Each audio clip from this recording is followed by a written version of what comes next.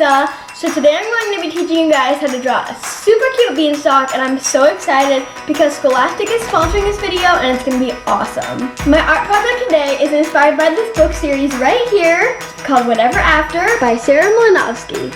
I just finished reading the 13th book of the series in Whatever After called Spill the Beans.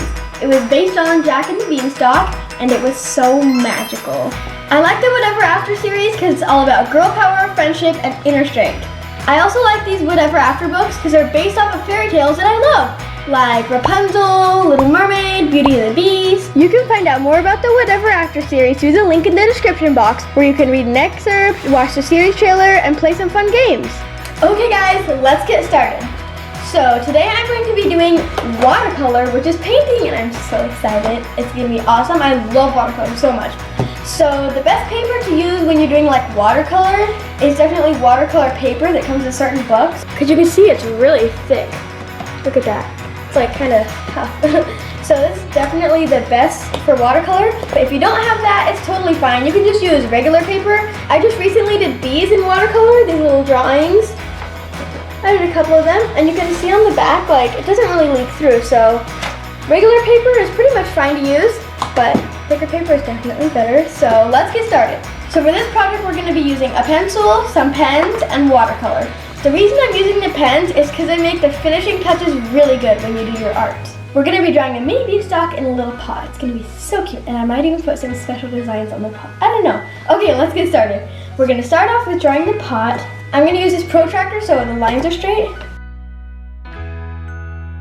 To make your pot, start off with a skinny rectangle at the top of the pot, and then make any shape you want for the bottom of the pot. It could be a square or a circle or even oval. I'm just curving the edges on the bottom a little bit.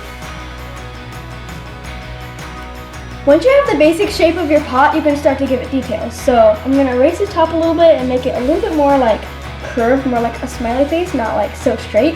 And that'll make it look more realistic. So now I'm just altering my line that I originally drew and making it a little more curved. Now we're gonna start drawing our beanstalk. Okay, so the first thing you're gonna do, you're gonna go super lightly on this part because some of this is gonna be erased at the end. So I'm just gonna like kind of make a curvy shape.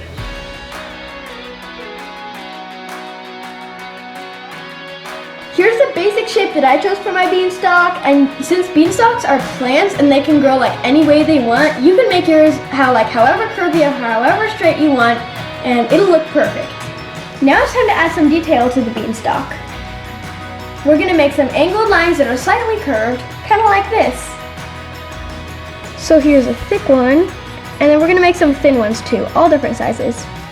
And then we're gonna kind of like round this part, as if it's wrapping around the beanstalk. And then let's make another one, like going into the pot. And then let's make a small one.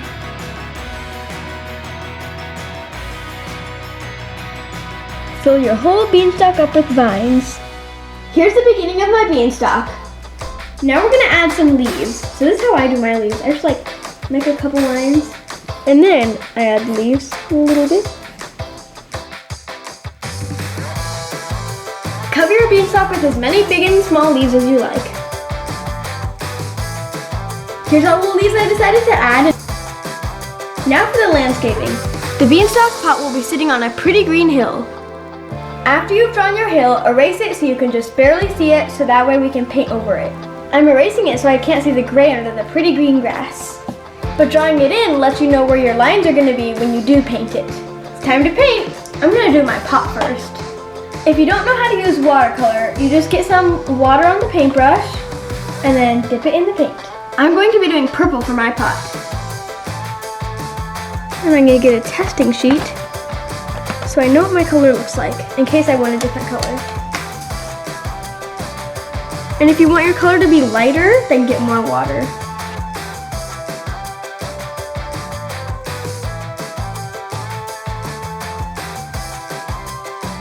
I've given it texture by making it lighter up here and then darker on the bottom because it kind of looks like a shadow, and I just did less paint up here. I'm going to do the same thing for the top of the pot. Now it's time to make the beanstalk. I have like 4 different colors of green, so I think I'm going to try to use all of them. I'm going to start with this green. I like this one the best.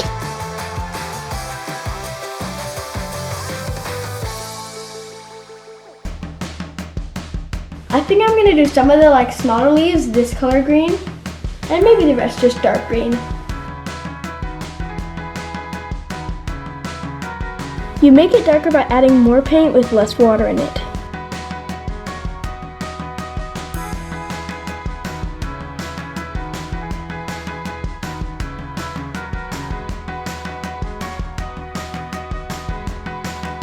Okay, time for shading. So for the lighter green, I'm gonna use the middle green. It's like in between both greens, and put a lot of water so it's kind of like still light. And then put it, since the sun's gonna be right here, it's like reflecting. So this is gonna be where the shadows are. So I'm gonna make this side a little bit darker than the other. Now I'm just tracing along the edge in the middle green color. And this part is switches to this side for the shadow.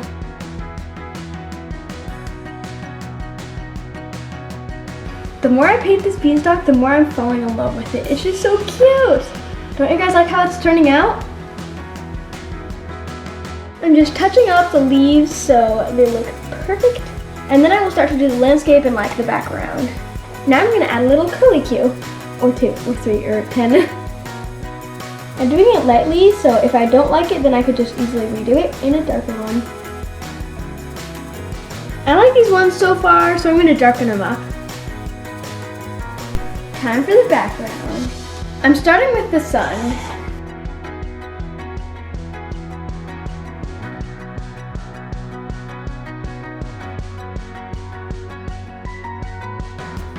The closer I get to the beanstalk, you'll notice there's like a white thing around it because I'm going to use a thinner brush so I don't like mess up the little curly cues or the leaves.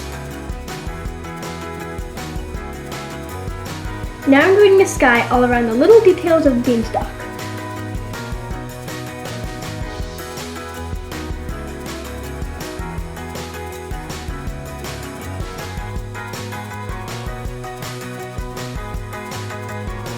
I'm just kind of blotting the whole thing in like light green and then dark green. I think that'll look pretty cool and give it some texture. I finished the background and now I'm going to do the final details on the beanstalk. I'm starting by tracing the pot. Now I'm tracing the beanstalk. You don't have to trace everything, but you can trace some things to bring out the detail. I'm just adding some tiny little curly cues. And here you have it. My whatever after inspired beanstalk is complete. Don't forget to comment and tell me what kind of art you want me to do next. More painting, pencil, pen, crayon, anything. Thanks so much for watching. Don't forget to leave me a big thumbs up. Bye! Don't forget to check out the Whatever After series website in the description box.